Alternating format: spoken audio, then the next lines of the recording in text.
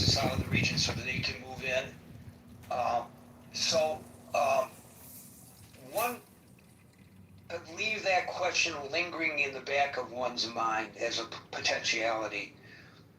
Most of the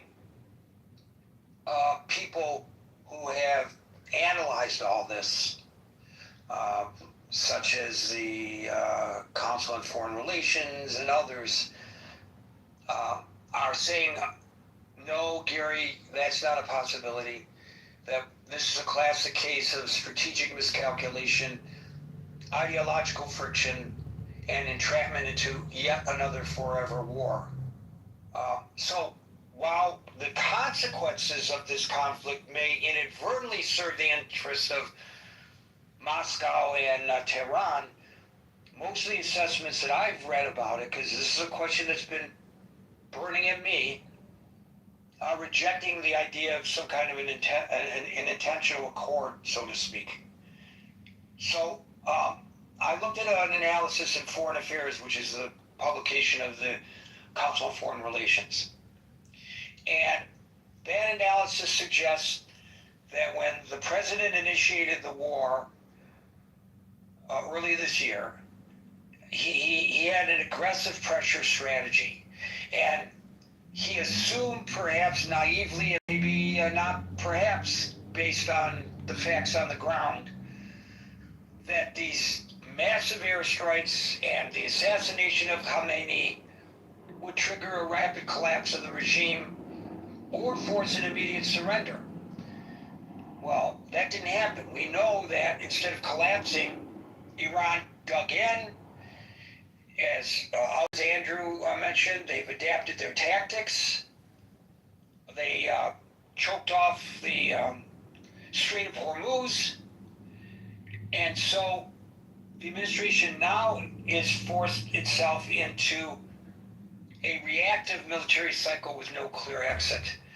I don't know which one of those analyses fits best with you, Amir. The first one seems like the simple answer, but that's a pretty onerous suggestion. Maybe it's wrong. Well, I mean, I'm not really into the sort of, conspiracy theories as such, which the first one kind of leans towards a little bit. But then the second one, I actually think it's a heck of a lot is at stake. I think the entire relationship between East and West is at stake here. I think the Strait of Hormuz will determine how America, who's the leader of the Western world, is going to be seen, and subsequently, as a result of that, the entire Western world, if you like, is going to be seen. So the relation, the dynamics between the East and West will change if America decides to throw in the towel. We have absolutely no doubt about that. I don't know what you think about that, Gary. I think it would be horrific if the United States threw in the towel, but I am in a minority, Amir. And so, as you pointed out, and others have before you, you can't win a war, you can't prosecute a war without the support of the populace. And this war was never sold to the American people. Hell, it wasn't even sold to the members of Congress. Hell, it wasn't even sold to the Republican members of Congress. And the contradictory commentary from the president, as I pointed out earlier, they're now saying, oh, the prices at the pump, they're going to plummet once we reopen the Strait of Hormuz, but the president claims the Strait of Hormuz is open. So, I've been taking it on the chin, quite frankly, Amir, in my social media postings, for simply posting a statement made by the president. People just attack me left, right, and center. I'm not doing my job as a journalist because I'm not pointing out to people that the president lies every time he opens his mouth. If you just say what the president is stating, when he posted a minute ago on Truth Social, accurately, nobody's saying that I'm misstating or misrepresenting what the president says, well, hell, I might as well be his press secretary because I'm carrying his water. People are not ready to buy in to this war because they do not like the commander-in-chief. I think that's my thumbnail analysis of it, Amir. I don't know, do you agree? Yeah, I mean, I fully understand the frustration that you have, your job. I mean, obviously, the last time we spoke, you were equally frustrated when I said don't take much notice of what presidents say. And you said, how can I not? And I said, you're absolutely right there. But then you have to look at the trajectory of what he does or the events on the ground and see where that is leading. For me, if America was going to throw the towel, why would it knock down dozens of bridges feeding to the south of the country? I mean, that's just obvious. It's a very obvious question. By the way, nobody calls this a war anymore, which is quite interesting.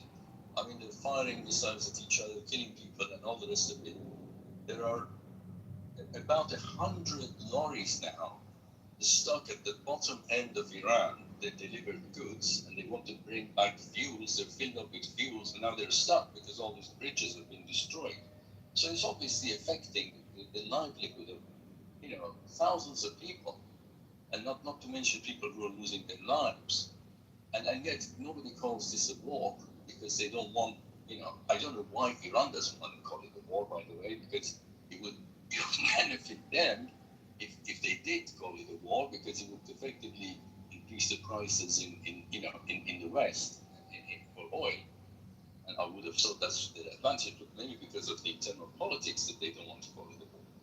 I don't know about that. But I can understand your frustration. But at the end of the day, they have to make a decision on the fundamentals here at the high level. Okay, it didn't work out. There was a miscalculation. It's a bit like me going down the road. Okay, I hit a dead end. What do I do? Do I turn around and come back home? Well, maybe not. Maybe I look at Google Map and I find another way. I think that's where we are. I would suggest to you, Amir, that was your first mistake. You looked at Google Maps. Why can't we pull out a Rand McNally any longer? People don't know how to read maps. Thanks, Amir. Sin, I guess you get the last word. No, so I thought I just saw the news about the Houthis threatening Saudi Arabia Yes, cut off the Red Sea, and I'm like, what's going on there? Like, these are the two major chokeholds, right? So a lot of the oil that leaves the Middle East get blocked by the Strait of Hormuz, which goes to the Asia, and then the chokehold for Europe is the Red Sea. So combined together, we're looking at 30 to 40% of all the world trade. Actually, to be honest with you, it's more than that, but that's what the official numbers are. But I feel like without oil, it has a ripple effect on every other thing, right? Like, oil is a basis of every economy, at least fossil fuel, that is. So, is Trump not capable of getting that deal that he wanted? And why are we not looking at and anticipating this move by the Houthis? And what do you think the U.S. policy should be going forward? Because I don't know if two major streams or choke points of the world affected is going to be a good thing for any economy. And as not a citizen, but as a person that's engaged in the economy of the world, should we worry about another major economic downturn because of this? So, the Houthis, as we all know, are rebels in Yemen, and they are controlled and financed by Iran. So this is a front that's being opened by Iran. They're putting a greater squeeze because they see that the petrol flow and the petrodollar is a choke point politically for the United States. So they have declared today an immediate and total naval blockade against Saudi Arabia. Do they have the capability of doing this? I don't know, but that's what they declared. So at the very least, they've opened a dangerous new front, expanding the war, and I will call it a war. So it was there was a televised video statement by the Houthi military spokesman announcing this maritime embargo under the equation of an eye for an eye. The move is direct retaliation for the Saudi siege on Yemen and the recent coalition airstrike targeting Sana'a International Airport. And so it places critical global energy corridors under a double squeeze now. And I don't know, I'm not a student of history to that degree, and I know the term unprecedented is tossed around cavalierly, but I do not believe that there's been such a double squeeze before. So you're absolutely right in your analysis, Sen.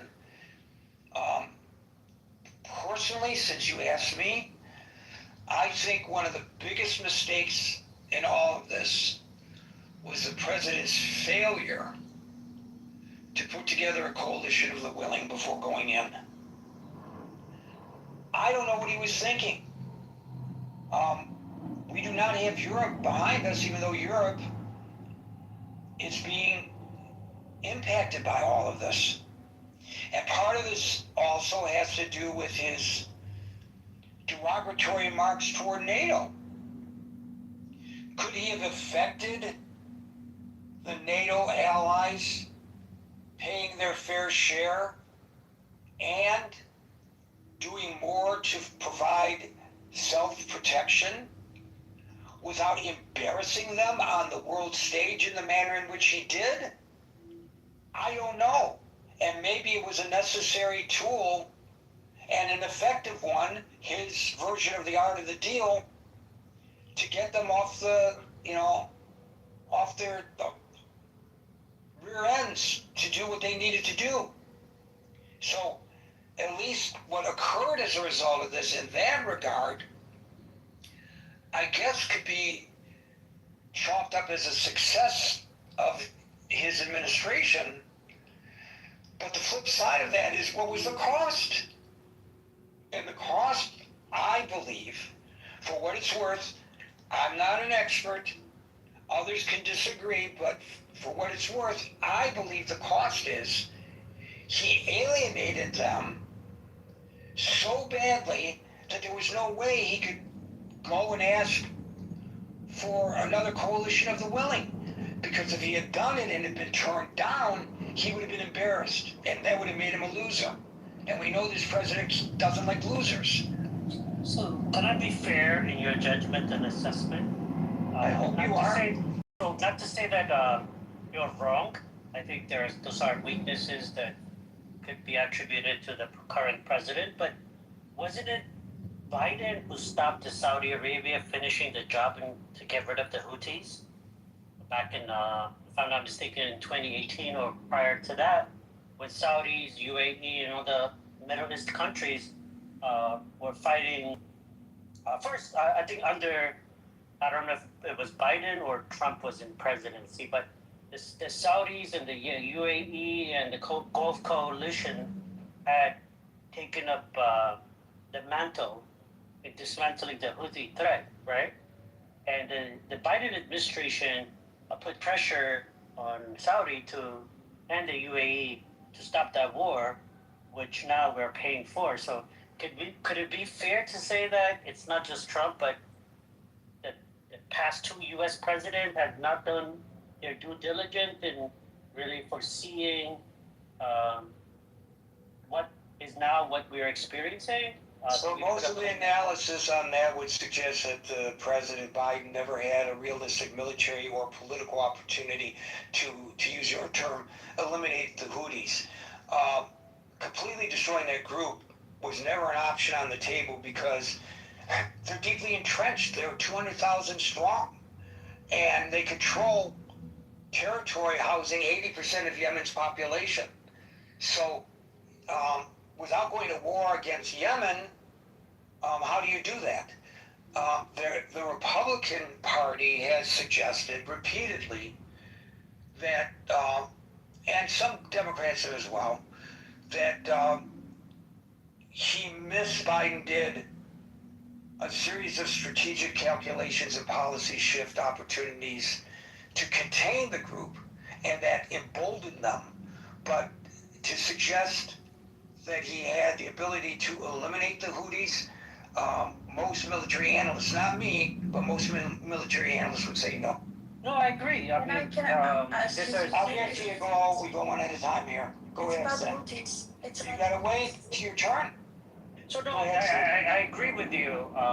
It's porous mountains, hard to attack, but there was no upwardly support for the Middle East and Saudi Arabia coalition that was trying to remove the Houthis from power. I don't think the U.S. was involved, nor the European Union. And to be honest with you, and hindsight is 2020, but the Iranians bragged that they have control of 2 choke points of the world, and that they got the world in their hands, their balls. They were bragging that they were the superpower who could do all this. Right. And we did nothing about So it. here's the We thing. did nothing about it. All of these problems, the ones that you are talking about, the terrorist attacks, October the 7th, all of that could have been avoided had this regime not been in power.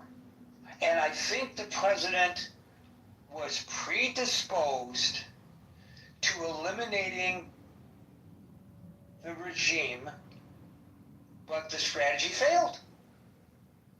And now we are where we are today. And along the way, he didn't gain support from the Europeans, which might have helped.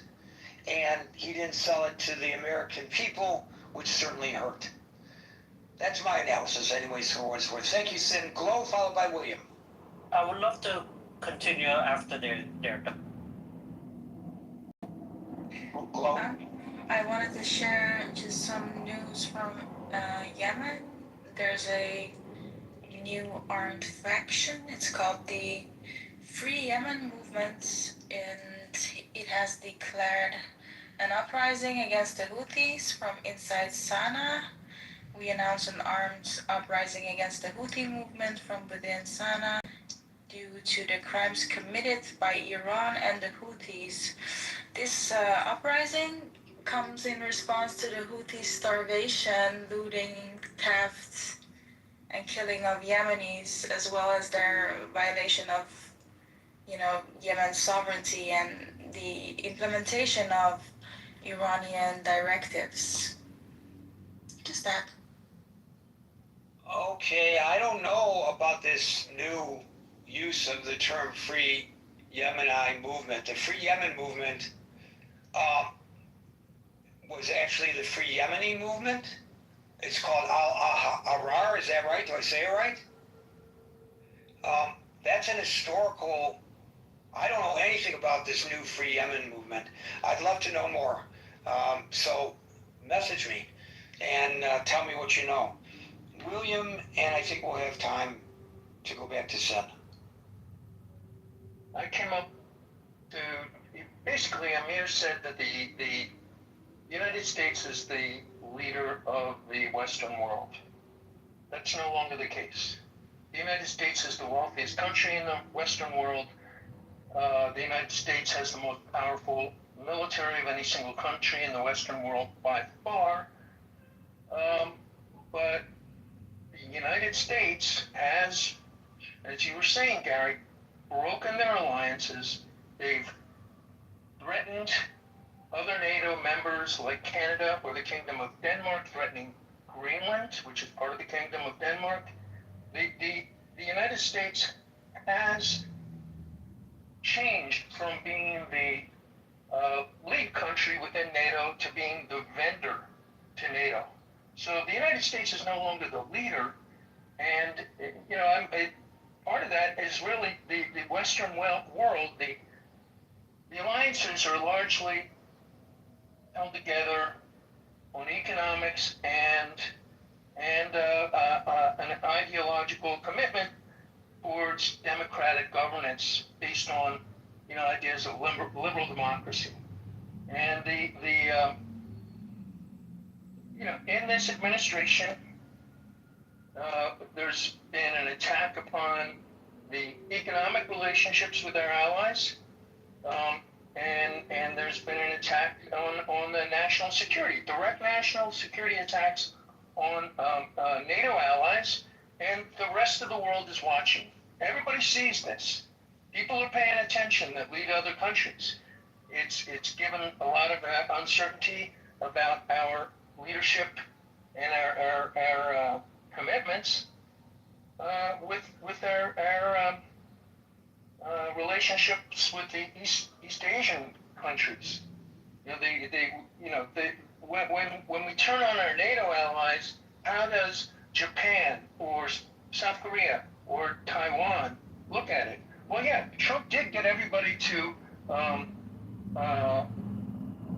up, and Europe is increasing its military expenditures. Throughout Europe, basically the countries most close to Russia are spending the most, and Japan has changed their constitution, and they are increasing their military expenditures by a lot.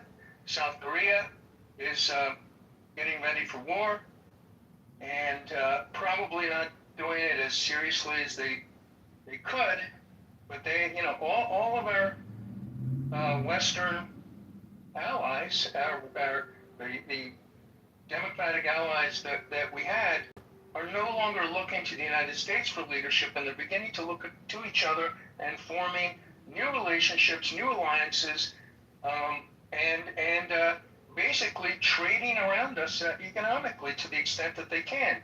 We're a huge economic powerhouse. We've got the biggest economy of all of them, and they can't avoid us entirely, but they've been switching over to locally produced weapon systems to the extent that they can, rather than simply rely upon the United States. Take a look at the European stocks, and take a look at what's going on in Japan and South Korea. There is a lot of increased investment, and the goal of that increase in investment, by the way we have attacked our alliance structures, is less reliance upon the United States. So maybe Trump thought, oh, I'll beat up on all these countries like a mafia boss, and I'll get them to all kowtow and buy more weapons from the United States. And to some extent, he's been correct. They have.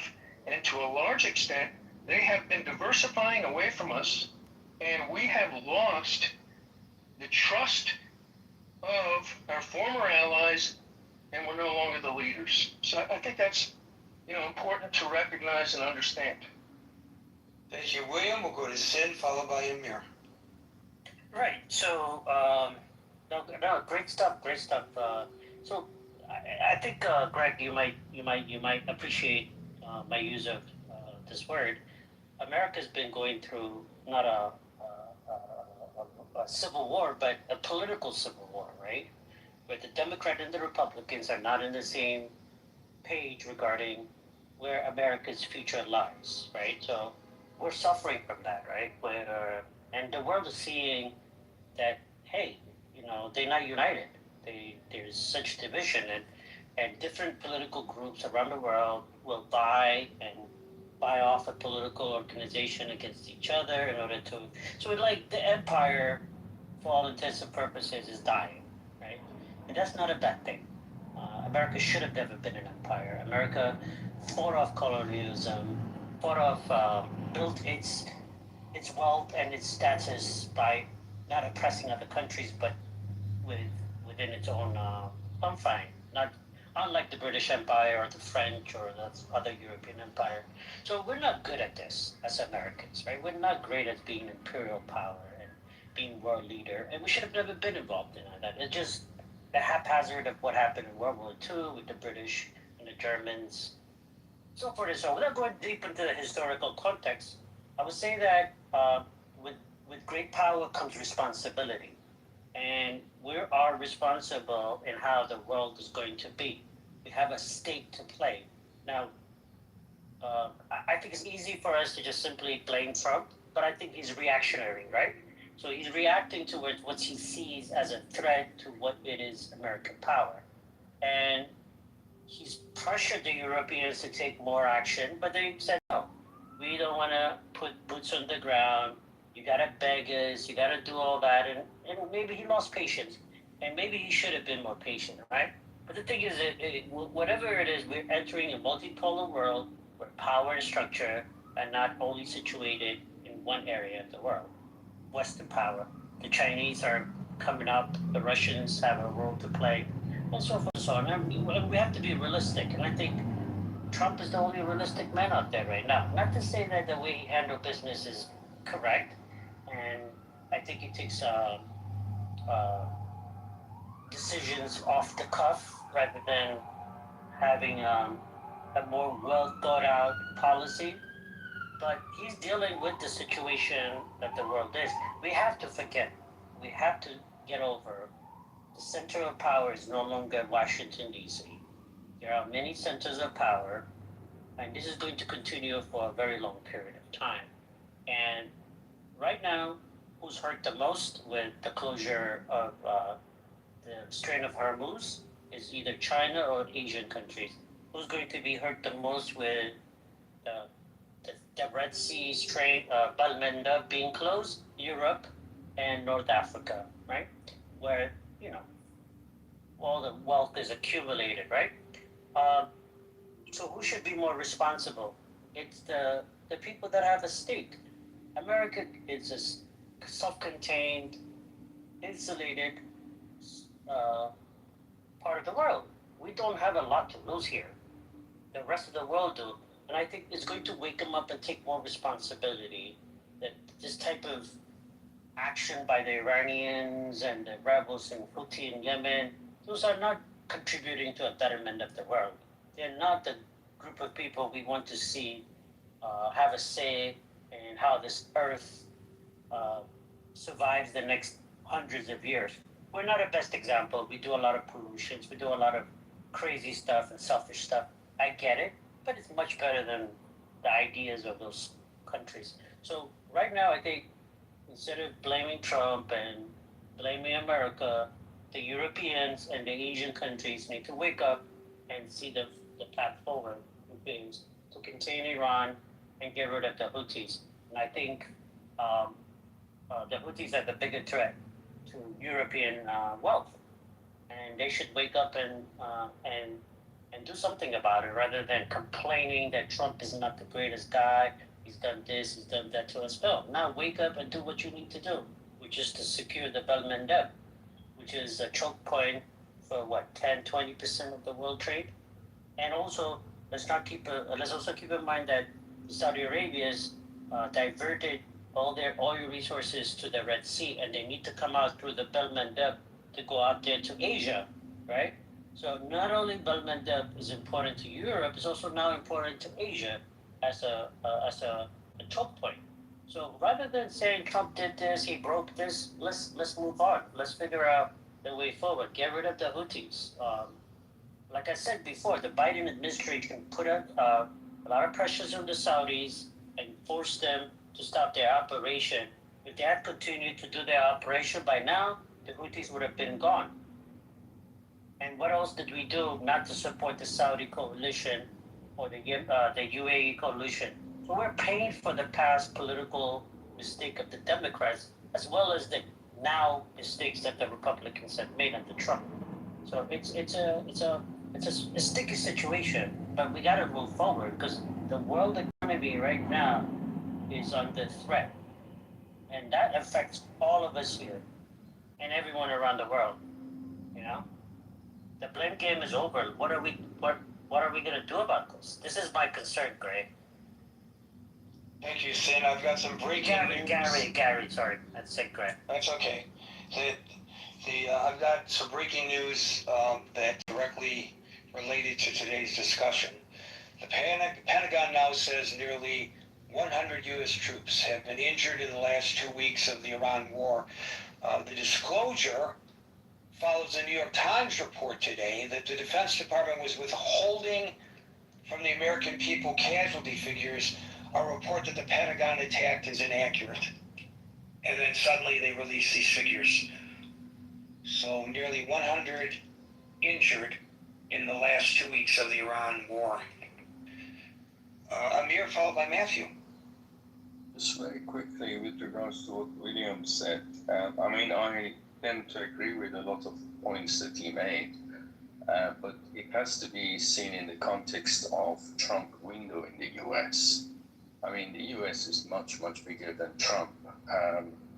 And that's something that often gets confused. I mean, from, for example, the UK perspective, you know, US is still the leader as far as, you know, but we do the largest trade with the US, and we heavily rely on US on the military side of things with NATO and the rest of it. And I think, to be honest with you, Trump, you know, kicking gas of the EU countries is not a bad thing. It has kind of paid off in terms of, you know, their defense spending and so on, which needed to be done because it was just a bit ridiculous. I think all US citizens would agree that, you know, if it was only the UK that was really, and France perhaps, that was paying the 2.5% at the time, nobody else was really reaching that point, and they should do. And now they are doing and going beyond, which is a good thing. So those are the two things. And one other point which William made, which I thought was actually to some extent was answering his own questions or comment or point, and that was that the fact that it's not just about the trade or the military. It's also about the system of governance. It's about values, about democracy, liberalism, and multi-party democracy, and everything else. And I think in all of those, we are on the same line, and definitely. In many of those aspects, US is leading, and I'm talking about US, including the window of the Trump, but well beyond and above that. Thank you. Thank you, Amir. Matthew, followed by Alyssa. Hey guys. Yeah, man. I don't know. The war is expanding. Try to just go back to the topic of the room, but even if it expands, when I think of the Straits of Hormuz, for me, it's kind of like, imagine China trying to come to the Gulf of Mexico and controlling the Gulf of Mexico, like the ships coming in and out of the Gulf of Mexico or something like that. Like, the Straits of Hormuz, like, that is right next to Iran, and it's very thin, and Iran just needs, like, basically the smaller the better. The smaller the boats that they use to mess things up in the straits, and the more the drones they have, like, they don't even need to, like, blow anything up. They just need to, like, deny safe passage, right? So I just don't see any solution except for the U.S. Navy actually, like, leaving the straits, and then Iran may reopen it, and I think that's actually what's going to happen. I think there's going to be some negotiations in about 2 or 3 weeks. There'll be more bombing. There'll be more negotiations. The U.S. Navy will pull back, and the straits may open again. And then Trump might go back to bombing it, and then the Iranians will close it again by simply creating threats. I just don't see. I just don't see any solution to it. It's very easy to attack. It's very easy to mess around with. It's classic, like, you know what it reminds me of is, well, during, like, the Revolutionary War, where the British troops would get off of their boats and they would, like, all line up in one line, the American rebels, right? And the American rebels would be picking picking off redcoats by hiding in the woods or hiding behind trees. That's exactly what's happening in Iran. You know, it's just classic. It's classic. What do you call that? Guerrilla warfare. You know, it's asymmetrical warfare, and the geography allows the IRGC to win this fight. I don't think it's possible at all. Is it expanding? Maybe some troops might get dropped off in a couple places in Iran to look for the nuclear material. But again, you know, I think now there's Iran to build nuclear programs. You know, because they probably see it as a kind of regime survival now. So I think this whole thing is going backwards. It's all going in the wrong direction. Thank you, Matthew. Alyssa, followed by Dude. Real quick. So, Iran, I think, well, I know I can see it. Like Trump doesn't want to hurt the non-radical people of Iran. But he started something that is not going to finish easily because they are, you know how their oil was overflowing? They had to get rid of it somehow, and you know who's buying it from? I mean, if people just turn on the news or just, I don't know, open their Twitter or X, they'll see their one of their allies, China, is helping them, and Russia is supplying them with more stuff, and they never got that dust out, and so they're still creating nukes. So I don't think this is gonna end quickly. And there's just like someone from, I don't know if anyone here is from England, but like if they could explain what is actually happening, because it's kind of gotten to them quicker, because I mean they're over in Europe and other countries in Europe. I don't know facts, but just what I've heard of in England and seen happen. Yeah, I wish Trump would have listened to all of the many retired generals that kept saying you cannot, which is obvious now, you cannot negotiate with these people. And that's all I wanted to say. Thanks. Thank you, Alyssa. So you're right, Iran is actively attempting to rebuild and restore its damaged nuclear infrastructure. We don't know the extent of its success. There's a lot of debating about that, but I think there's universal belief that that is exactly what's going on. Dude, you get the last word. Well, I'll just say that I hope that it doesn't expand, but it does seem to be the likely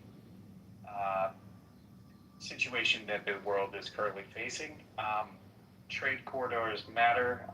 There are probably other trade corridors that are being worked on building.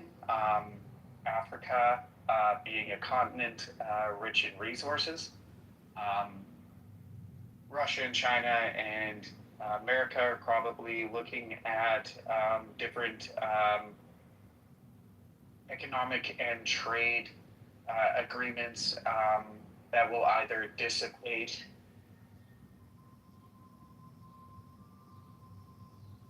You cut yourself off there, dude. You stopped talking mid-sentence.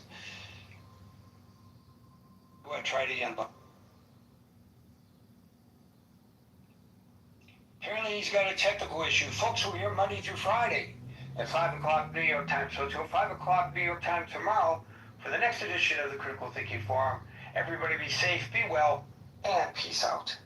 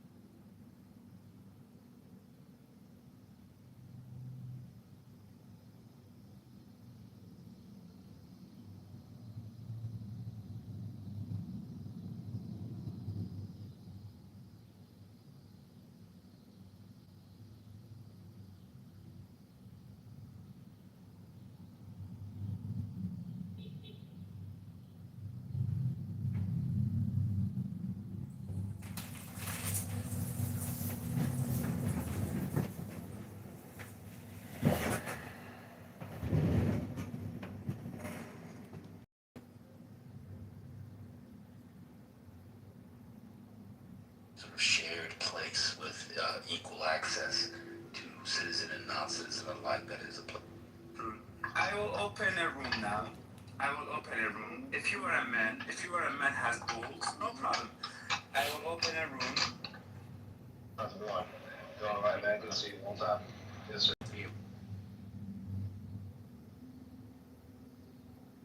Yeah, me too. But I've never had a problem, getting a PDF from an author ever, but It's about society, though. That's not a prediction. I can sit there and say, yeah, in the next 250 years, there's going to be a war between this country and that country, and the chances that I'm right are significantly high, especially with how fucking countries operate. You're making blanket statements about society. You're saying, oh my God, that's the correct. And he talks about order being one of those things that he brought into existence. We're not disputing that. The statement that the Quran is making, right, that God is making in the Quran, that God is revealing to us, right, is that, right, all living things, all living things in order. Talk to her. What's he saying? These people, I mean, Neanderthal. And this is why my title, y'all will Tell me what he's saying. Neanderthals. Yeah, right. What's he saying? This is what they are. Look how they behave. Like Neanderthals. Okay, tell me what he's saying, right? Tell me what God's saying in the Quran. The newer book. What's he saying? Tell me about it again. It's so easy, even the cave. But all living things are created from water. That's what he said. All living things are created from water. Well, Bronco, can you recite the verse directly so that I don't miss? Saying that evolution is. Yeah, I'll pull the verse up. Okay, so you believe in evolution then, bitch? No. What do you mean? No. Don't speak for my belief. You don't have to speak for my belief. Let me tell you like this. This is a police stop. Okay. You don't. Let me tell you like this. You do not. Okay. Well, if evolution says it, right? Show me that prior to the Quran. Show me that prior to the Quran because that was the argument. That was my statement. Yeah. Show me any literature prior to the Quran that stated this. Oh, I would say I already told you Genesis. No, that's not stating that. We already went over that. We're not talking about God creating water. We know God is the creator of all things. That's what Genesis is stating, okay? When water came into existence. We're not talking about when water came into existence. No, absolutely not. The dependency of water and the creation of the human being is what we're actually speaking There was no life about. on Earth. It was a dark void. That's what we're speaking about, the dependency Water. of water. And guess what? There's other things created before water, right? And Earth was still Earth with life. Yeah, so it's just With the same life. thing. Even in Genesis, Earth was Earth with life without the water. But God stated, but look at this. And this is why you all will regret. Talking rock out. Okay. Listen to something. Look at the sky for a lot. Didn't see any birds land up there. And butterflies that are eating my home. Like I'd feel something and it'd be painful and I'd be like, see, there's like a fly on there and I'd look and it'd be like, yeah, it'd be like two of them even.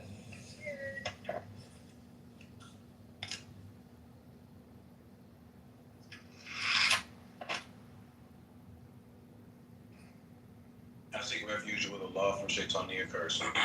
Do the unbelievers not realize that the heaven and the earth used to be one solid mass, that we exploded into existence, and from water we made all living Exploded into existence? Would they believe? I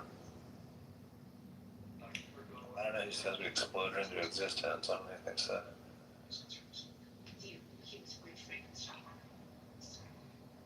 Hey Ray, you're hot Megan.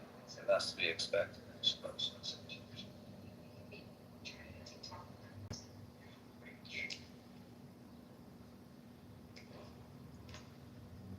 So you guys are just arguing for evolution then, when you say that. No, we're not arguing on behalf of evolution. Why not? We're arguing on behalf that there's How else no does God do it? but How else God. does God do it? What? How else does God do it? How else does God do what? Do the life that we see on the planet. You said how by repeating it, He doesn't use evolution. by repetition. He doesn't use evolution. By repetition. Yeah, that's part Because of evolution. you shouldn't believe in evolution because you Evolution saying that they were requires able. Hold on. tons of It wouldn't be repetition. evolution. It wouldn't be evolution, right? By your own admission, right? What would be? You said that it would be evolution by your own admission. It was either you or Mars. No, I was I just don't know trying to which one was talking, but right, it wouldn't be considered evolution when you agreed to the notion that there was literature written and there was people able to discover certain things back then, right? That wouldn't be evolution, would it? If today, right, how would humanity evolve if the same things back in the day they have discovered, they're discovering today? That wouldn't be evolution. Yeah, I don't know what you're referring to. Can you give me an example? You said it. You literally said, what were we talking about? We were talking about, what point did I bring? I don't know what you hear. No. That was his point, evolution. You talk really loudly fast. So basically, well, turn your phone down. We have options. Remember, God don't remove our choice. But anyway, That's okay. he was talking about. He mentioned evolution, right? And he said we believe in evolution. I said, well, by his own admission, right? Because earlier he brought up when we mentioned the water thing, right? When we mentioned the verses in the Quran, the sign of the water, right? Sounds like Genesis. He brought up, and he said, oh, well, this was written in Genesis or whatever, right? And I'm saying absolutely not. This wasn't written in Genesis, right? This is something that later the gospel proved evolution, rather than him saying, oh, what they did then is what they're doing today. That wouldn't be evolution because they're not evolving. Nothing evolved. It's the same shit from the past into the future. What are you talking about?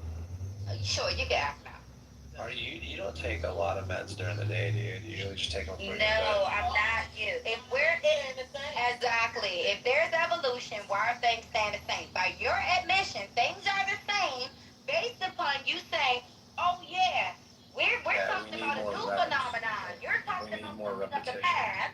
You're talking about something of the past. Yes." That you're saying, oh yeah, they had that information back then. That wouldn't be evolution. Who had you're so smart, you're stupid. Who had what information? Say that again. I just don't know what you're fighting about. Like, what are you fighting against? I don't know what you're fighting. You said that. All I said is you're arguing for evolution. That's all I said. No, you're arguing on behalf of evolution. Yeah, I am. And we agree with you about evolution. We said we agree with you. Sure. Does the world all arguing on behalf of evolution? We're not arguing on behalf of evolution. Sure. Does the world evolve? Absolutely. Are you sad that there's a God and that your homosexual ass or pedophile ass will be held to account or whatever you're doing? Only people who don't believe in God, respectfully, are the worst among society. You do some of the most detestable things. The detestable things. Yeah, you can show you the data. Detestable things.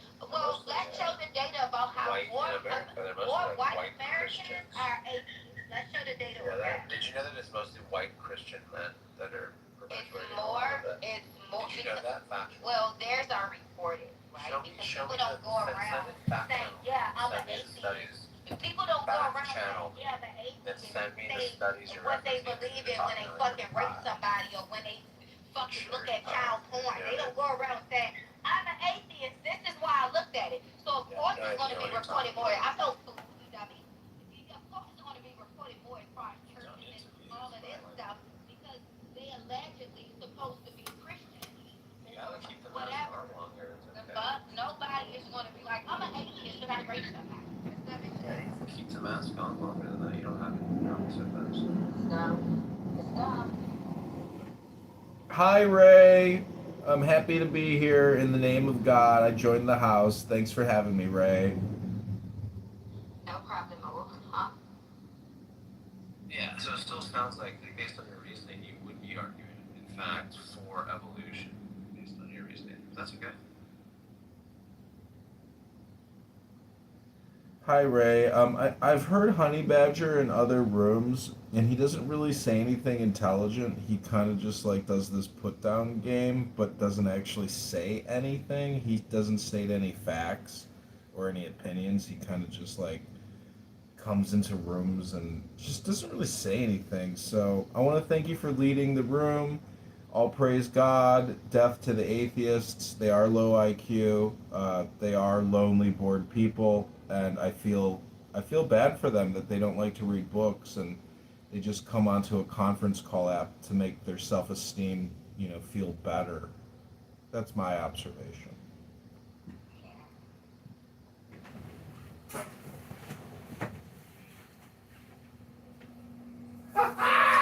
you, Progressive. I appreciate your input. I'm gonna chew on that, see if I can become better. You gotta hear that ding and that triangle in the background.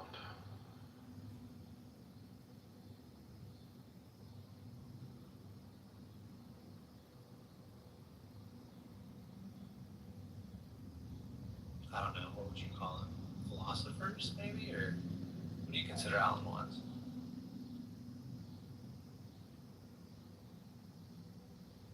Ray, is that true? You love Alan Watts? Anybody who really is motivated, they take time, they really care about what knowledge is, how to obtain it, how to get more of it, how to think about it critically. Anybody who does that would be, by definition, a philosopher. It's just the dedication and the love for wisdom. I love wisdom, and I read books. Many people in this room probably do not. But I was just reading about German ideology, Marx and Engels, and collectivists and socialists, and the horror and the terror of war. And it kind of strikes me that many of those people who were fighting to the death in Stalingrad, just a million people died. I'm sure there were atheists, and I'm sure that there were, theists fighting to the death, and they thought that what they were doing was moral and ethical, and maybe it would solve all the problems for all of mankind, and they'd say, "We did it. I sacrificed my life to solve this riddle that so many people seem to struggle with, whatever that riddle might be." But when it comes to violence, I try to avoid it as much as possible because if you're around violence, you could die. And so I prefer the comfort of my house full of books and conference calls where people can't punch me in the nose.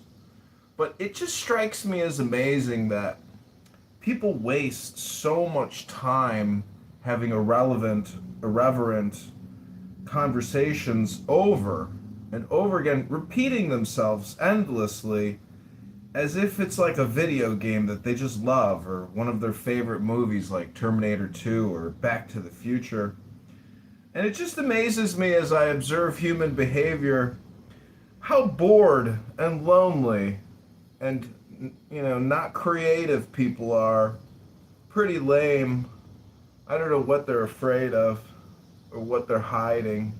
But maybe you're right, Ray. Maybe these faggot atheists are just pedophile loser faggots. It's just my opinion. I'm still gonna give you an applause. Theatrical, yeah. I don't know. Maybe these non-believers, they just do so many weird things. And like, I'm not weird at all myself. Maybe I go out there and I look at everybody and I observe everybody, and I'm not the fucking weirdo myself. Not one bit. Not me. It was good though. I liked the message, and I thought it was even good comedic timing the way he dropped that gotcha at the end as a punchline. I thought it was pretty good. I'd give it an 8, like a 7.9. 7.9. Thought it was good because I did agree with the message. I thought it was pretty poignant, and I agreed with it, most of it. That was cool.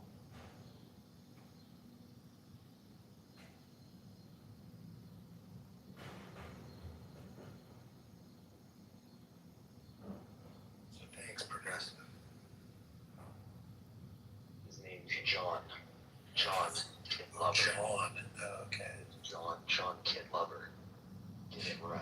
Cause Ray was like seeming like I understand she's got a lot on her plate, and I don't blame or fault her, but she was seeming a little bit, elevated with me and you earlier. So it was just nice and refreshing,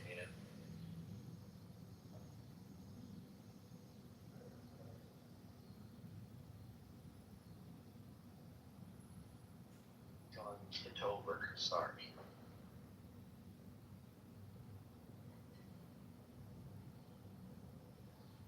Yeah, well, whatever your name is, progressive, liberal, thank you so much for everything. Appreciate it. I guess that's why progressive liberals exist, is to bring poetry, meaning, a door, carrying hands, So thanks. Really appreciate that, progressive. You're welcome. Ray, I'd like to read a poem to these atheist faggot pedophiles who are extremely bored and lonely and who are uncreative. They don't create anything. They just come on here to kick guys like me to the goo or kick me from the roof to make their self-esteem feel better. Like Honey, he'll say, "Oh yeah, John Kitover, he comes up here, I love it. He says a poem, and then he just like leaves and goes back down to the goo." But that's because Honey is actually a very effeminate man who doesn't have resilience or can't, even have a conversation with somebody, even if it's an irreverent conversation, because the truth is, Honey is a very fragile person. He's very weak. He has no real strength and no real joy. And as a progressive liberal, I feel it's incumbent upon me to help these young men that the system failed, to make them stronger, to give them the joy and the wisdom that they are lacking as faggot pedophiles, losers and abusers and lonely people and non-creative people. I feel it's my calling in life to help these faggot retards. Thank you again, progressive. I do appreciate your input, and I've been writing a lot of this down, so I'm gonna review this later tonight after I get back from church, and I'll be just kind of taking what you've shared with us to improve my vision. Thank you.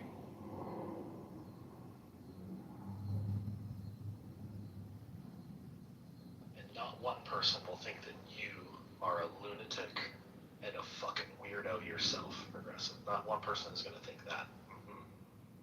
You're not fucking weird. You're not some fucking bizarro crazy motherfucker online. Nope. Not you.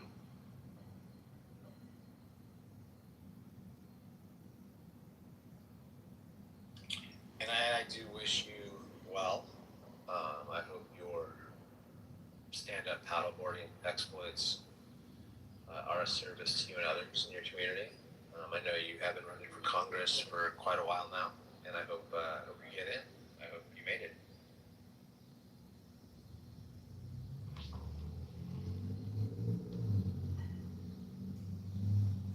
Wouldn't you agree, Ray? Would I agree with what? That basically when you say that, like if someone says, hey, everything that's involved with life had to have water beforehand, it came from water, that would be in line with evolution theory, correct? Don't try to, I'm not gonna let you escape the dumb statement you made, so. Well, hold on, You're trying to you don't want to answer that comfort question. yourself. Yeah, you're trying to comfort yourself right now. Well, you don't want to answer that question. You know it's dumb as fuck. Honey, if the human body is 98% water and you weigh 185 pounds, what's the molecular weight of the H2O contained within the cells in the skin of your body?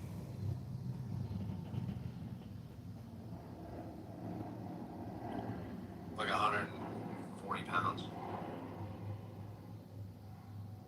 160 pounds. I'm just making a little joke here. Ray, I just want to thank you in the name of God for having this room. You attract the flies just like horseflies to manure, or squirrel poop, or honey badger poop.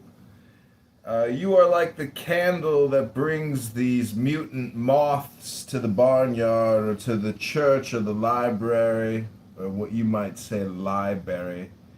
And I just want to read a little poem to all the lonely, non-creative, faggot retards.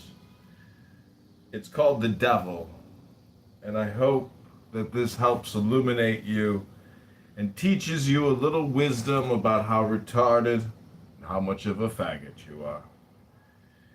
To this key of grotesque and terrible aspect is attributed mirth.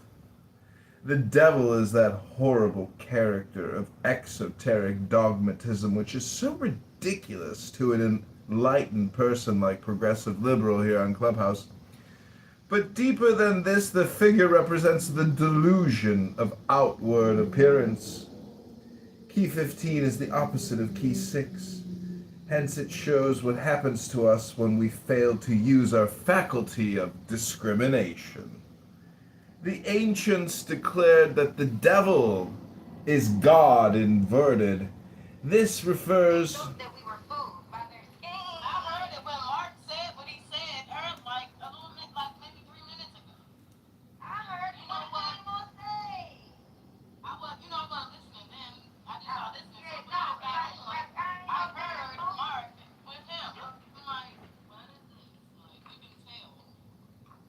Hello? They think we don't know any better. We see right through you. You see right through me? What do you see if I'm transparent? Hello? You are. You see through, bro. Yeah. See through how you put it. Hello?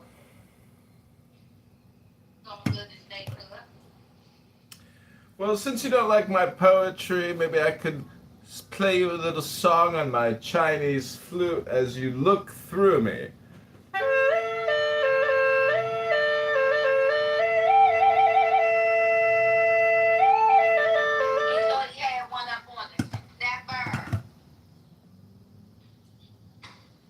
By the way, Progressive is a believer.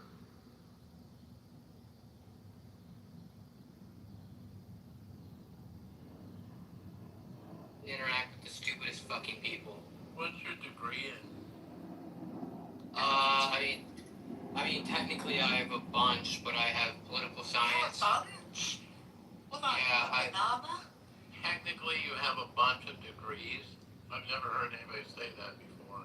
Yeah, I have a political science, I have a journalism, and I have a generalized theology degree. Oh, okay, cool. Yes, I use my theology degree, and I used to use my political science degree. What career do you have?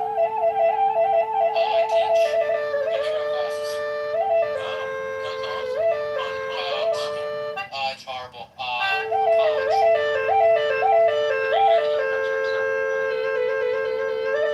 Which university or college you teaching? I don't feel comfortable sharing that information. Oh, okay, fair enough. Hi, this is Progressive Liberal. I'd like to say something about the title of the room, if I may, moderators. Aggressive. Of course. Oh my god, is this fucking John? Yes. Oh. Hi, moderators. Thanks for having me on your stage. With regards to Muslims being saved, I just want to say that to a Christian, it's not really that important to save a Muslim per I se. handled it like a champ. I just thanked him a lot, and that was very cool.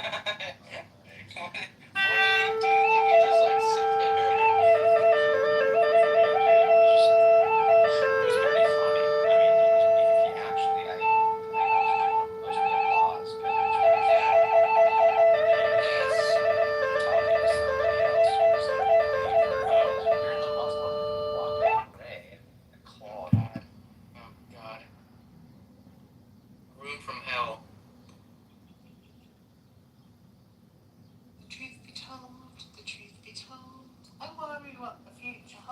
So I just come out of there and then I come in here as Baghdadi food. Well, since you don't want to hear my opinion about the room title,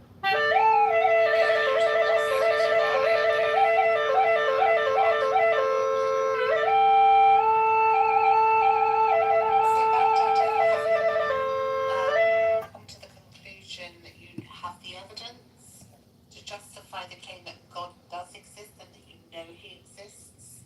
Yes, I have the evidence. I'd love to hear it. The evidence is us here now. That's it. Oh my God. Look at the trees. Yeah, it's That's evidence. horrible. Look at the clouds. Look at the moon. That is horrible. Baghdadi, it's evidence of A Brahma. lot of evidence. Hey, is it evidence of Brahma? A lot of I love the evidence. cheesy made it a song. Look at the trees. Look at the birds.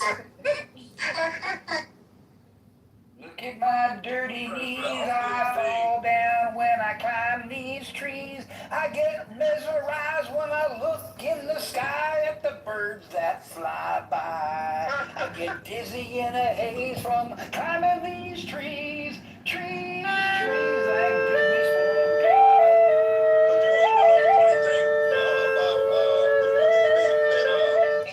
Atheists and Oh, here we go. here we go. Now he told The prove funny his thing position. He's going to go into attack mode. Okay, come on then. Yeah. Let's hear it. Yeah, the funny thing that we both have in common is that we both agree that the magic happened. No magic. Zero magic. It just happened without a magician. No And magic. We just believe it was. Nobody believes in magic. We both believe the magic happened though. There is no magic. Not magic. Dilute Baghdadi food even more with them. Go on their little ride with them and dilute Reality. Brother said Houdini was a great magician, guys. He was in fact real. He did in fact. He died. He's gonna pivot to evolution. He's gonna pivot to evolution. I totally know what's One going of Houdini's acts that he tried to trick people with, he died from, so he wasn't the greatest. We call that karma's a bitch. Karma I want to talk to Baghdadi about the fact that we exist as mammals. Would you say we're animals, Baghdadi? I would say we're whatever we are. Are we animals? We're whatever we are. Are we animals? I wouldn't say animals, but I wouldn't say I wouldn't say never, right? I would say that we're not animals. I would say whatever we are. You know, it's just how you want to look at it. I should definitely give her the option. Money, power. Hey, let's see what's going on, Viv. What'd you say, Viv? What's going on? I think this should go a few more days to run that back. Oh, okay. You're still in the States then. Yeah. How do you feel about I don't really fuck with it. Have you tried to cut this bullshit calories? Ranch dressing is garbage, by the way. So apparently there's a thing. allow myself to introduce myself. No shit, this is not who you think it is. Hand raising. This is not who you think it is. What's our next president in chief? I just came to participate in a happy hour. I think you made the hour sad. I brought my Chinese flute.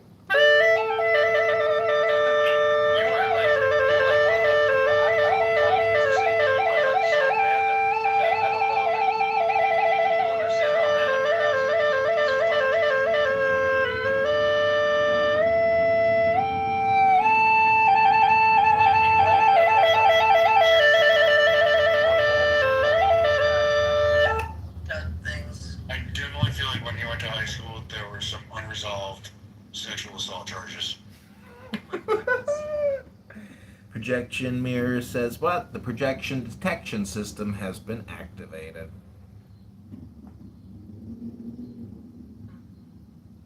Okay. So Viv. Ranch dressing. Did you try it?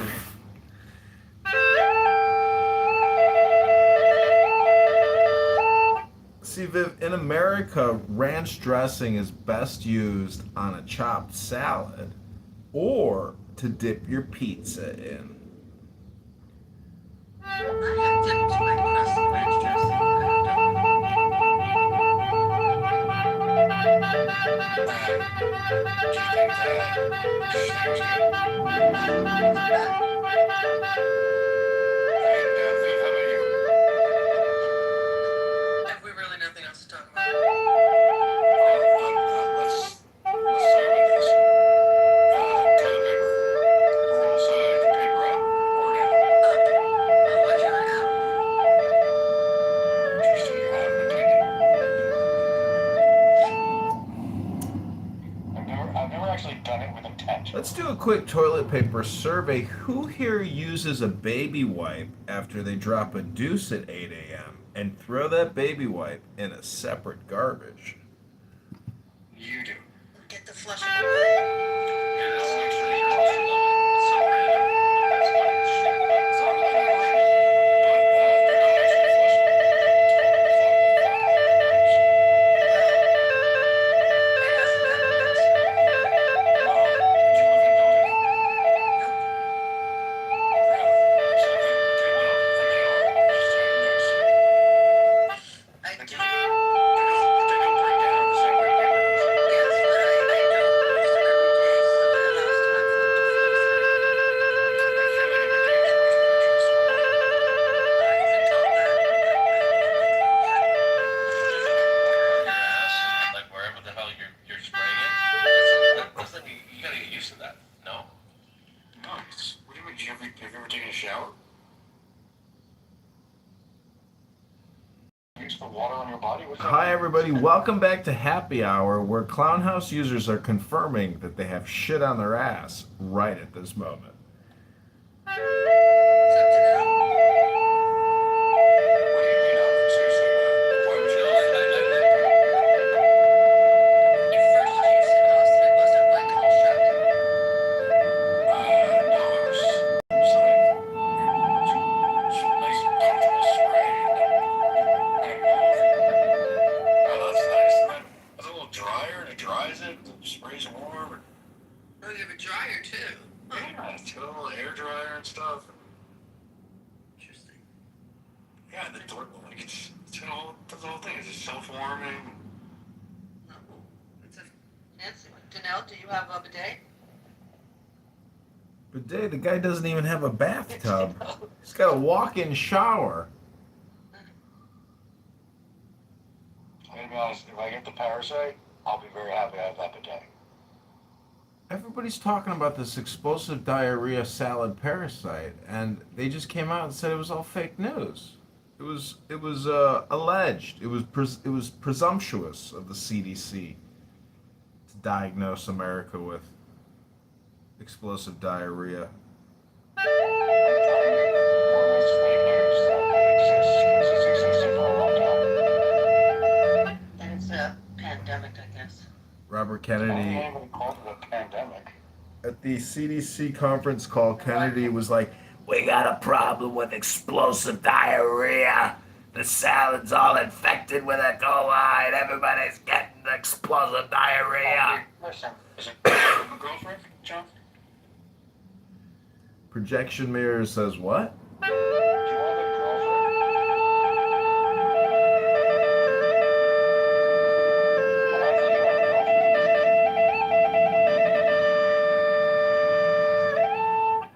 girlfriend. If I had a girlfriend, would I be in a conference call called Happy Hour instead of having her sit on my face right now? That's a great question, by the way. You have a wife, not a girlfriend. Can you answer that, Austin? Austin, I've been divorced 140 times. I'm currently single.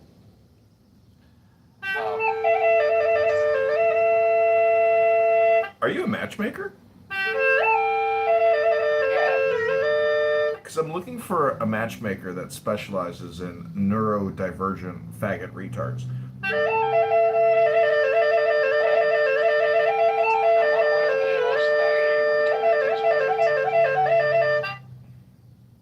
Who goes by Austin Powers in 2026? He's been proven to be a faggot retard. I'm not matching with you. But so look, you just requested we match with faggot retards. What's the most faggoty retarded thing about you? Oh God, there's so much. I don't even know where to start. Maybe the. Just start at the beginning. Well, I'm Not bald. that beginning, the other I'm bald, so you know a lot of people like to say catfish, but now they're not the calling it beginning. bald fish. Yeah, the top. I'm starting at the top. I'm bald. I mean, about not about your I'm appearance, beautiful. but the spirit. What makes you the most faggoty retarded? Oh, my faggot retard spirit. Well, listen, I like to call it a HAP or an EAP, which are an acronym for a highly annoying person or an extremely annoying person. And I think if you observe my behavior and cross compare it with the behavior of other people on this app, you will find out that I am actually not a highly annoying person. That could be you. You could be that extremely annoying person, but not That's me. fair, but- Hello? David, welcome to the room! Yeah, so, John, as you're pointing out there, but that's just a relative comparison. So, of course, when you're doing it like that, you're gonna find that. So, let's go back to what you want to find in your future 141st ex-wife. Wait, you've been divorced before, Chicago?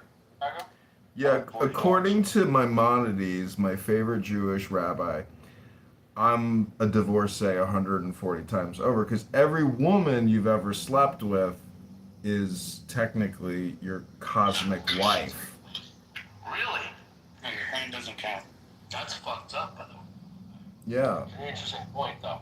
Well, cosmically speaking, there's really no way to have an experience How old are with. you?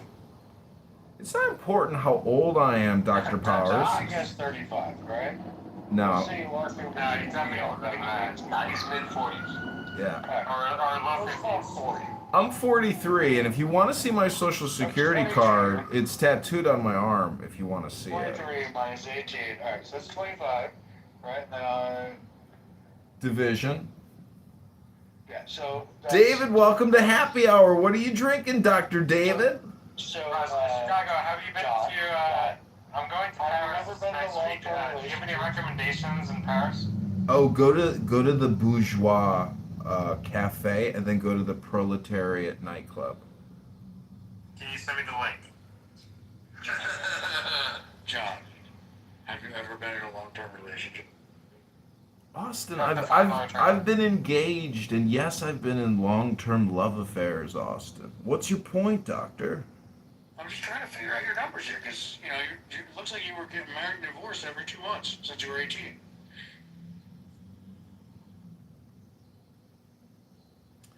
Well, what's So you're important? denying that he has 140? Is that what you're saying? No, he says he has 140 ex-wives. That would require him every 2 months to get married and divorced. That's also your IQ score. Wow. David, when are we going to the hockey game, buddy? With all due respect, I probably wouldn't have let you. Oh, thank you very little. John, I'm going to challenge you to do something kind for a stranger today. Really? Well, I've already done that actually. I got one of well, I won't go into too many details, but I did an act of charity this morning. You, didn't talk to someone else on the elevator? No, I was a gentleman and I helped someone in a bind. Okay, so Chicago, if you don't have any Paris recommendations, I'll be in London as well. Do you have any recommendations in London? Oh yeah, go to the Playboy Club and see my ex-wife. Her name is Rose Marhata. She's a key girl. She's an absolute perfect 10. Her name is Rose Marhata. She's a London 10, though. After I stoop. Yeah, so I've been with more than a few girls from London, but none of them were British. They were all... Yeah, London Bridge is falling down. Yeah. No offense to anybody in the room who's British, but, these British girls, not so much. Wow. What do you mean? So, a London 10 is like a New York 1 No. Like, what do you mean? Like, what do you mean? Yeah, like the London 10 is like a New York City 5. David, so you're from New York, right? New York City 5? That's giving whatever. David, when was the last time you had sex and you didn't have to pay for it? I don't answer that question. when has anyone ever had it not paid for it? Ever? That's actually a good question too. FYI. That is a good question. Yeah. I'm just saying, I'm wondering how David views The love. question is, when have you had it and not regretted it? That's actually a good question too. That's a good question.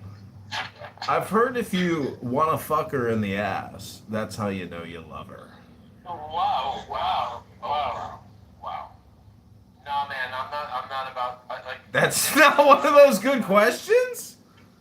No, that's not a great question. What if you want to fuck her in the ass and you realize that in this scenario you are the ass?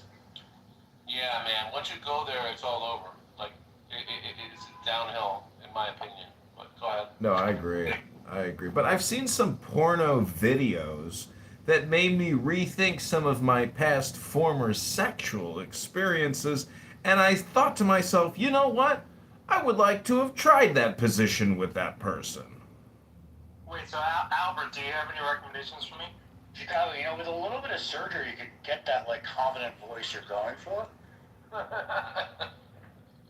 I've already shaved down my vocal cords. When I'm in Paris or London, do you have any recommendations? Yeah, enjoy it. It's great. They're both great cities. But don't go. Yeah, I know. I've been there. David, here's my recommendation for you. Update your Hinge settings to Paris, then London, and so have your... I don't use Hinge. Well, this is what you need to do. This is the recommendation. Because once you download Hinge and you do your photo verify and then you update your geolocation to Paris and London and you start swiping right, well, now you've built up a little social network, kind of like a conference call app for loser faggot retards that waste all their time and are bored and lonely and don't create anything called Clown House. Something you're very familiar with. Hello? See, that was just straight up mean, man. Why are you being mean? Yeah, that's not nice. That's not nice. Because when people come to me for advice, I give them good advice. But if they don't take my advice, well, then they just confirm my diagnosis of faggot retard. Hello?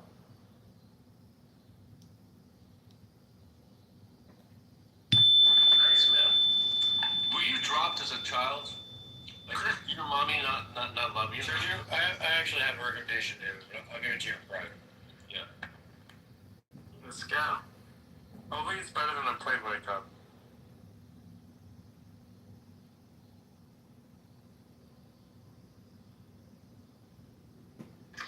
Man, I don't know. I mean, there's no need. Like, do you not like him? And then, I mean, it's okay.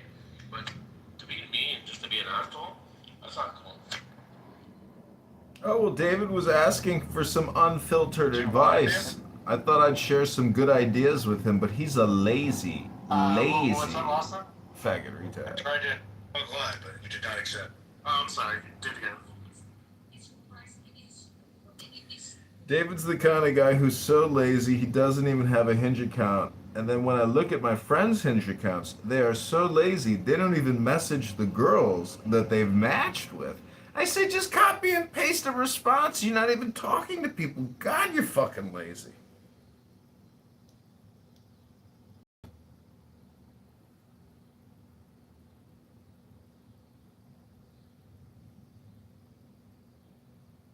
So welcome back to Happy Hour. Oh, and now he's gone? Oh, they'll be back. They just wanted to share some gay little locations about where they can have He's their gay, obviously, right? best little gay sex. He's gay. I don't know. I don't think. I've never met him. I have no idea. Doesn't matter. Whatever. Yeah, he can orgasm in Paris however he chooses to orgasm. I'm not interested in his orgasm news. Why are you so interested in calling him a piece of shit? That's what's weird. I didn't call him a piece of shit. You kind of did, man. But I didn't say he's a piece of shit, did I? No, I did not. That's your interpretation. That's your assumption. That's my direct way of listening to you talk to other people. It's very simple. That's how I do it. Oh, that's your observation of my behavior. It seemed like you don't like him.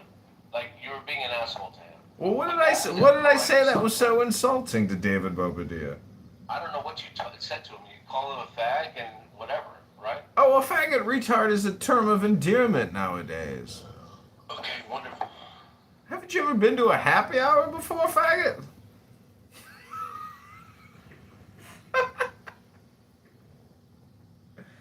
Oh, I'm sorry. I got my happy hour events mixed up. I thought this was the LGBTQAI plus happy hour. My bad, boys. That's actually pretty funny. Go ahead.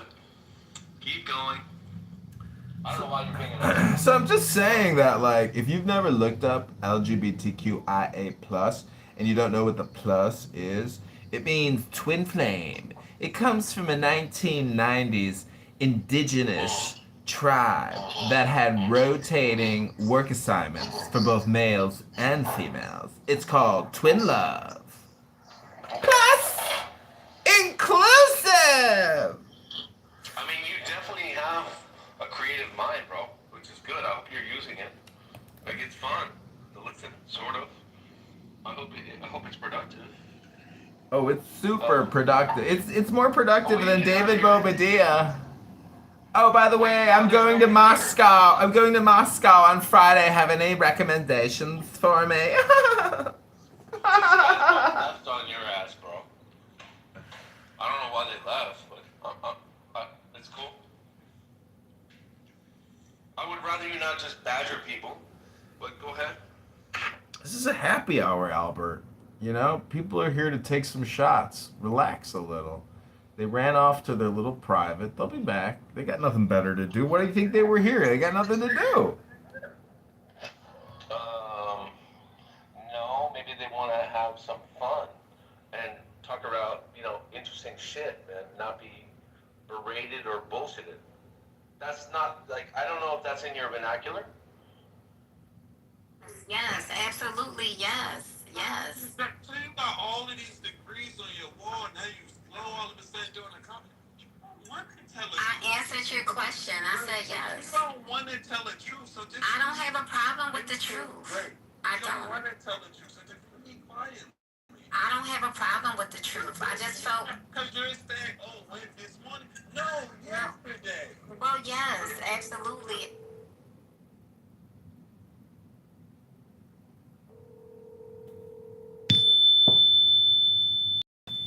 Welcome to the podcast. We have Welcome. Mayor candidate John Kitover on the show. Hey everyone, welcome to John Kitover. Hello?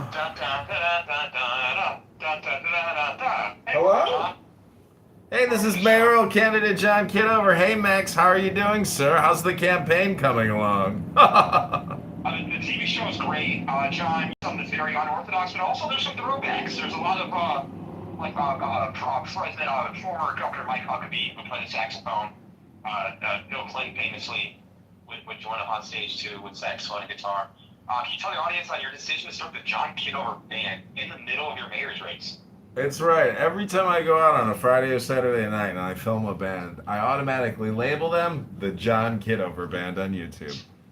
Brilliant. So kind of like a Wu-Tang Clan situation where there's different iterations, different clans, every Thursday and Friday. That's really cool. How is the race, John? How are you feeling? What's your favorite flavor of ice cream? Rocky. More of a vanilla I've guy? always liked Rocky Road.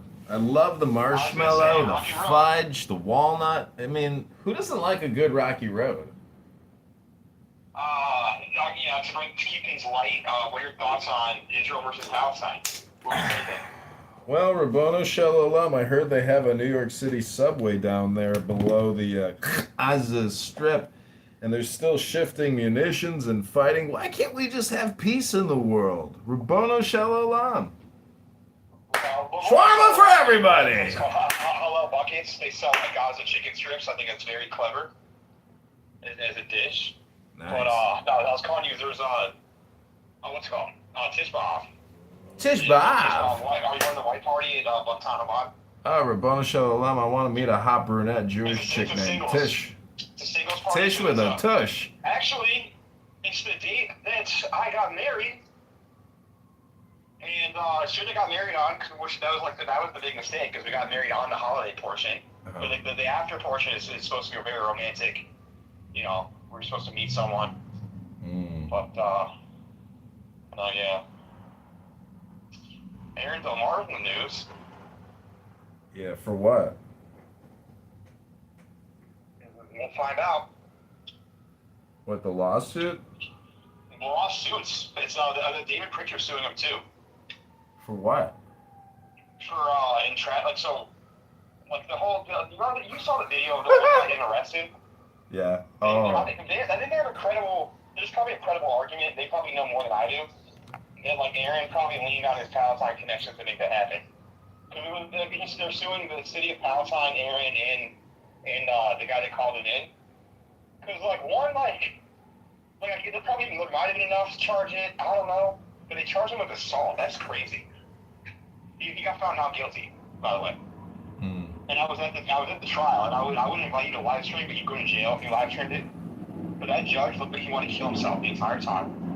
He's like, this is so embarrassing. He told both sides to shut up. You're hurting your case. Stop talking.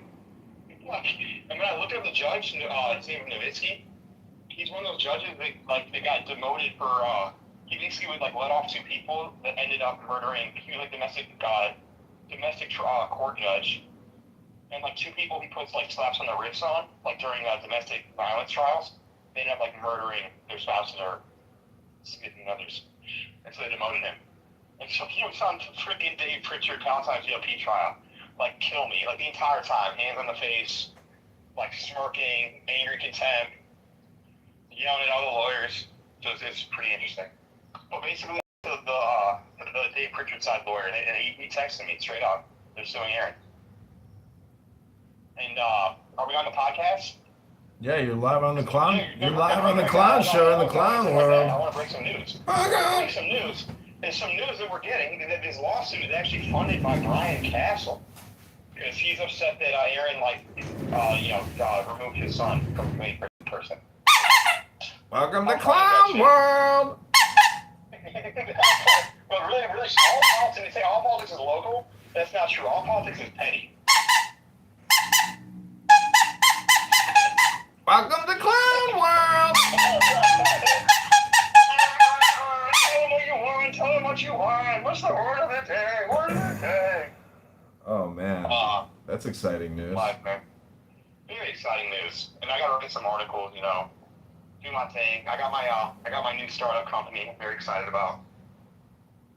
And that's good. What's our Polymarket investment fund doing this for the rest of the year? I think we're gonna make some bets on Polymarket. I'm sitting in Kalshi, and I've just been earning the 4%. I haven't made a bet in a couple months. I made a bunch of March Madness spots, and I think I basically bet on a bunch of different teams, and I think I came out on top by 10%. Let's say I put in 500, I made 550, and I'm we're gonna. So my biggest bet I made was on Bob Ferretti. I made $250-$300 off him. I fucked up without telling you that. So basically, Bob Ferretti was trading at 75 cents, but he had Andy Williams was his only opponent. He was running as a write-in. Oh my god! So that was pretty. That's the thing with Polymarket and Kalshi is the key is look for the micro markets, markets that have less than $10,000, $15,000 in it, and then try to find the Bob Ferretti stuff that just is that doesn't make sense because it's so small. And the difference between Kalshi and Polymarket is you're more likely to see that on Kalshi, because Polymarket is basically you have to put up the money to make the market, versus Kalshi puts up their own money to make the markets. So basically the community is hey, I want to put a market for mayor's race, whatever, and then Kalshi has to give the green light. Versus Polymarket, I'm pretty sure you on your own, you can say, will John Kitover be mayor?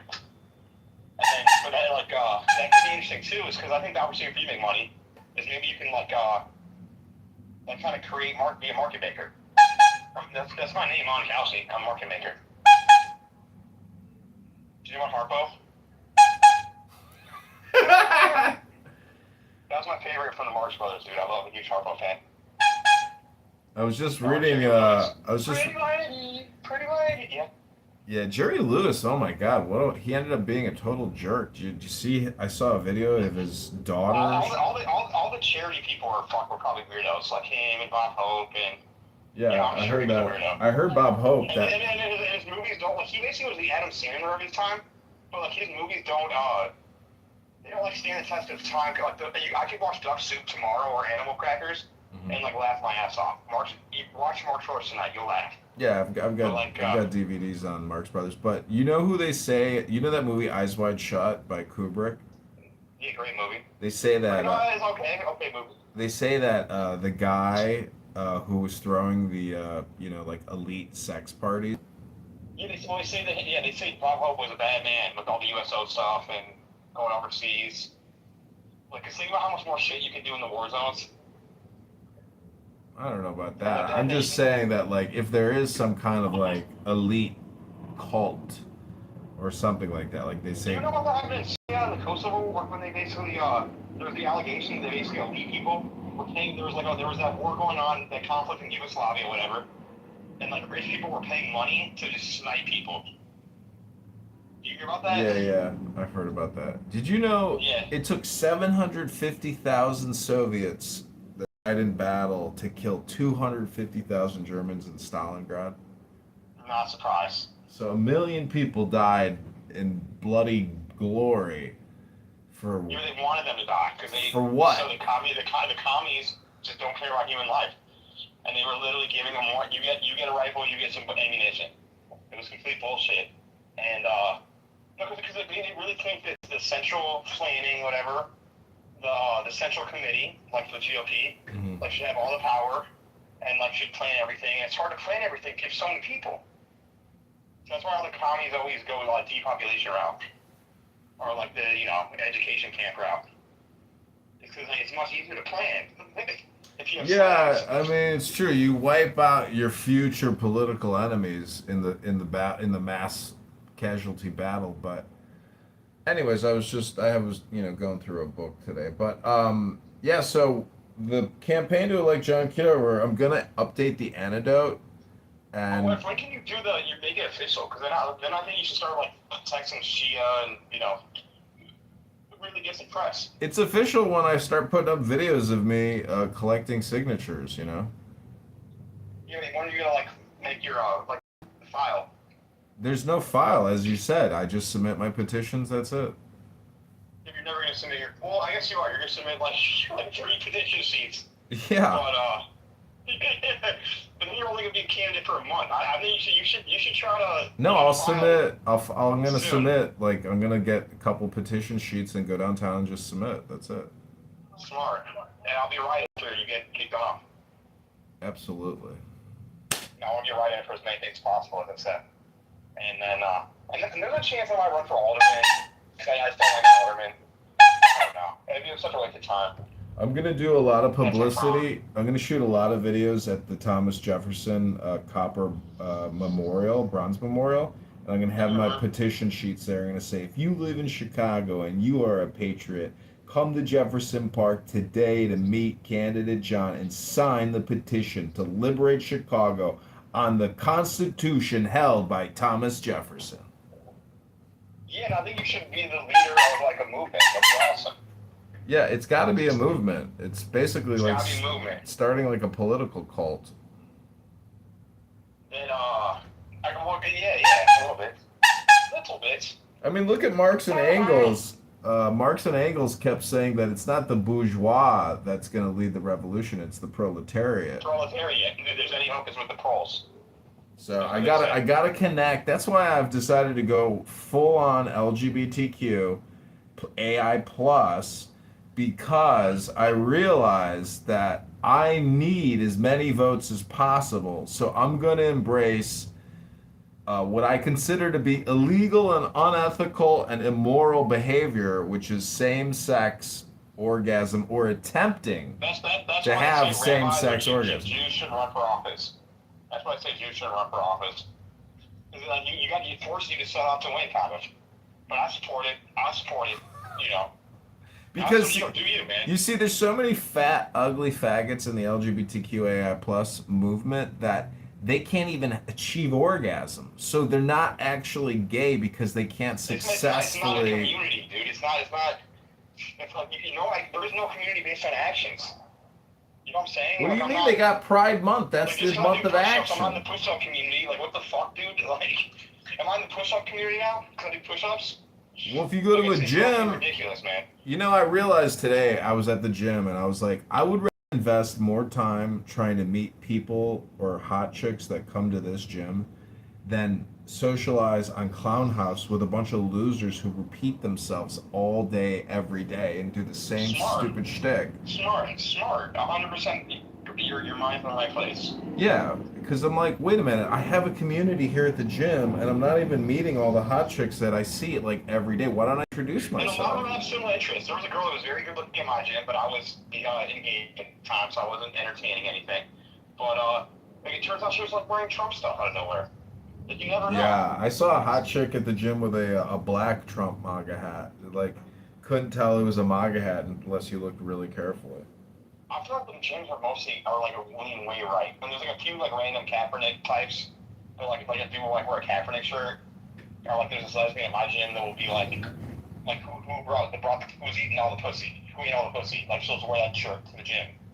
I'm like, okay, it's a little bit vulgar. But one thing is, I do think gyms are like 70% conservative values. What do you say? 60, even in Chicago. There's a lot of liberals at the gym, but A lot of Republicans in my gym. there's a lot of Latinos at my gym. I hear I hear a lot of Spanish at my gym. Interesting. I mean, you're a little west. It's a west. You know, a little Spanish, not that much Spanish. So I think I'm gonna file. I'm gonna file August 10th. Is that a date of specific? Is there something happening on August 10th? No, Rabbanu Shalom. 10, not 11. 10, not 9. Okay, let's do it. I'm excited. 10 Yeah. is a very halachic number. Yeah. 10 commandments. Yeah, 10 Sephiroth. 10 divine lights of emanation. Rabbanu Exactly. Shalom. Exactly. 10 Sephiroth, man. I read the 10 Commandments on the rooftop at Chabad, and I was like, I took a photo of it, and then the next day I was talking with these atheist faggot retards on Clown House, and I started reading the 10. I was blown away at how angry they got, and then also how logical the 10 Commandments are, and how they can't really like get around. No. It's like don't disrespect God. They got like really offended by that. It's like, really? You want us to respect all your bullshit? All the pronouns, all the, like, microaggressions. But, like, it's almost like putting water on a witch. I think because the Bible is the ultimate truth, that it is like a vinegar baking soda situation. It, like, repels. And Job 20:28 is that understanding that the foundation of wisdom is the belief in the Lord, and that compelling evil is understanding. The foundation of wisdom is belief in the Lord. And compelling evil is understanding. And so that's why people don't realize that, like, when you're talking shit to one of these heathens, like, you never do that out of hate. It's, like, no different than just, like, doing a chore. Like, you should always do so out of love when you're talking to these people. But that's kind of why, like, you have to realize that you're doing them a favor, and you can't let them suck your time too much. That's why I don't go to the Clown House. I don't hate those atheists. They're just idiots. Oh, I like mocking them, but they say if you have a deficit with the ladies, they say to study Torah because then you become irresistible. Who said that? It's like in a hymn or in a maxim book that I read. Like, if you want to become irresistible, read the Bible. Well, because it's the truth. And you don't want to attract a bunch of Jezebels. You'll like attracts like. It's absolutely a good move. It's never been a bad thing to study Torah. It also enhances all the mitzvahs. Because a lot of people, including atheists, they do good things by accident. So, like, why not? Like, I'm sure you or me, like, I've accidentally cooked a good dish all the time. Because, like, I'm a home chef. I do my thing. But if I actually took it seriously and, like, learned recipes, that would enhance everything. Same thing with Torah. Well, So just because like we like intuitively know don't steal and be nice to people, it's nice to have, you know. do you know what the difference is between reading a cookbook and reading Torah? What's the difference? When you read Torah, you know, you prepare yourself